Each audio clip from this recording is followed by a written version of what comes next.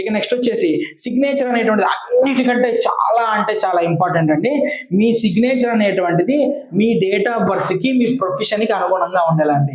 ఇది చాలా ఇంపార్టెంట్. ఇదే వేదిక్ సిగ్నేచర్ అనమాట. వేదిక్ సిగ్నేచర్ లో ఒక రాశి వ్యక్తి అంటే మీ మేష రాశి, వృషభ రాశి వాళ్ళు ఏ విధంగా సిగ్నేచర్ చేయాలి, అలానే మీ డేట్ ఆఫ్ బర్త్ మీ రూలింగ్ నెంబర్ని బట్టి ఏ విధంగా వాళ్ళు సిగ్నేచర్ చేయాలి, అలానే మీ ప్రొఫెషన్ కి అనుగుణంగా సిగ్నేచర్ ప్యాటర్న్ ఎలా ఉండాలి. ఓకేనా, ఆ సిగ్నేచర్ లో కొన్ని రకాల ప్యాటర్న్స్ ఉంటాయి. ఫర్ ఎగ్జాంపుల్ నీకు జాబులు ఎదగలేకపోతావు అనుకో ఒక రకంగా సిగ్నేచర్ ఉంటుంది. నీకు డబ్బులు రావాలనుకో సిగ్నేచర్ ఒక రకంగా ఉంటుంది. నువ్వు బిజినెస్ లో ఎదగాలనుకుంటున్నావు అనుకో సిగ్నేచర్ ఒక రకంగా ఉంటుంది. ఈ విధంగా మీకు ప్రొఫెషన్ కి అనుగుణంగా డేట్ ఆఫ్ బర్త్ కి అనుగుణంగా సిగ్నేచర్ మనం డిజైన్ చేసుకోవాలి. అంతేగాని ఒకళ్ళకి ఉన్నటువంటి సిగ్నేచర్ ఇంకొకళ్ళకి సేమ్ ప్యాటర్న్ ఉండదండి.